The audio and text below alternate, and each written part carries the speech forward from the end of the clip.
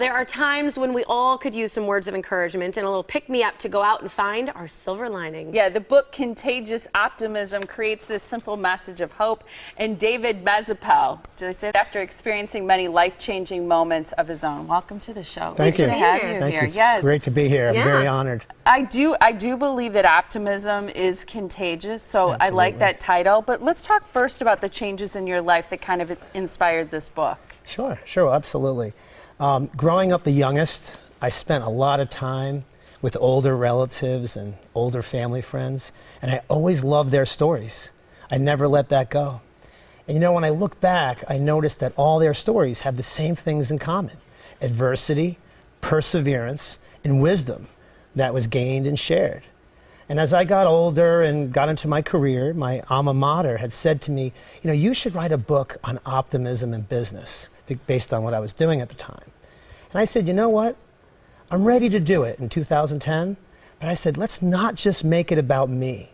Let's make it about lots of people, and not just business, but many of life's themes. And that's really how it all came together.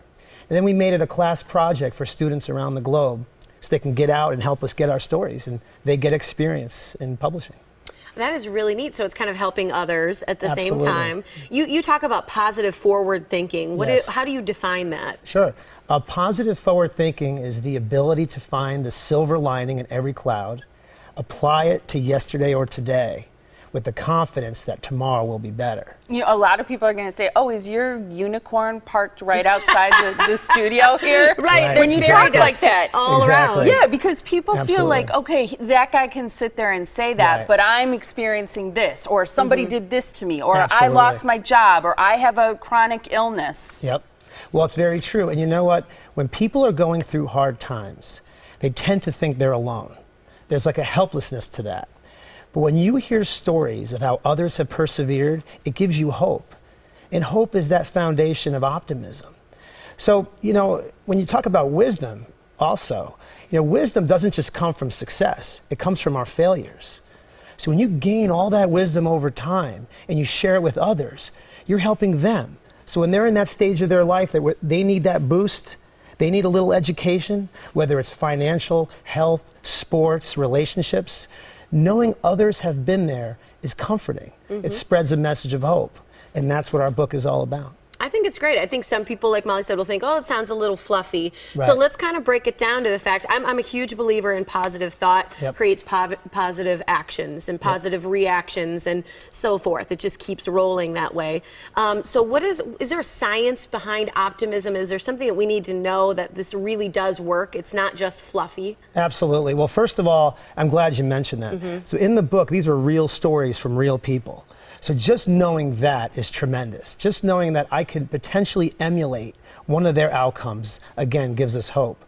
But in terms of science, there's really two ways to look at it. There's the spiritual side. We talk about the power of positive thinking from Dr. Norman Vincent Peale. We talk about The Secret, the law of attraction. All that is very spiritual and great. And then we have the science, the applied science, where we talk about neurochemicals, serotonin, oxytocin, all these different neurochemicals. We talk about optimism bias, which is where we, deep down, we don't think we're going to be hit by a bus today. We think we're going to walk out our door and probably not get hit. That's a bias that we all have. And then there's the whole learned optimism, where deep down we know we could practice at something, whether it's joy, happiness, sports, or relationship, and get better at it. And that's the scientific side. Give me an example from a book, maybe your favorite example, or someone who overcame a lot of adversity to get to a point of being able to find a silver lining. Absolutely. There's a great story called The Mother's Gift. It's written by Joel Heller. He's one of our co-authors. And basically it goes like this. Joel came home from college sophomore year to visit the family. And unfortunately, upon his arrival, he got some bad news that his mother had mouth and throat cancer and would be losing part of her tongue and her ability to speak normal in order to fight the disease. But the mother made him a promise. She said, Joel, by your graduation, I'll be able to say congratulations in a loud, clear, normal voice. And I am determined to beat that disease. And what she did, she realized that the best way to regain her speech would be to relearn the pronunciation of words, just like a child in their early stages. And she did. She went out and bought books and tapes, children books and tapes, and practiced until she met her goal.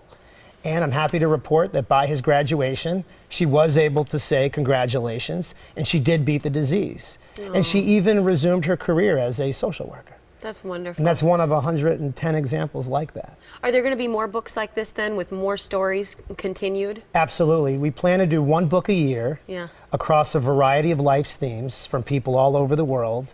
And we're also starting a series called Contagious Optimism Live, which will be sort of like TED, an onstage presence where people come on and share their stories with the world. That's I'm awesome. very excited about it. The Today Show just featured a young man who was a basketball star who had depression and was even contemplating suicide.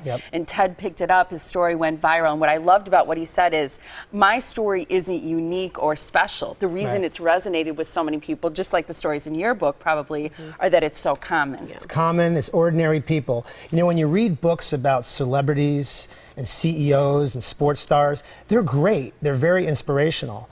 But, you know, let's be real. Millions of people, they like to read about people like them, their peer group, when they know they can emulate them. I think it's great. Awesome. I know people can come meet you at Boswell Books going on tomorrow at 7 o'clock, the 8th. That's tonight. Tonight's the 8th. Sorry, at 7 o'clock at Boswell Books in Milwaukee. And then also in Chicago, October 11th at 7 o'clock, the Women and Children's First there in Chicago is another time people can see you at 7 o'clock. So wonderful. People can get a copy of your book, Contagious Optimism, or contagiousoptimism.com. Thanks for being here. And I want to say one thing, if I can. Sure. People from Wisconsin are so nice. It's true. I can't believe it. True. I cannot believe, even It's where true. I live in You Florida, spread that optimism. I promise. I love this. I think it's wonderful. Even in Thanks, David. traffic, people are nice. I can't get over it. Thanks for saying that. I think that's super cool. It's great to have you. Thank you.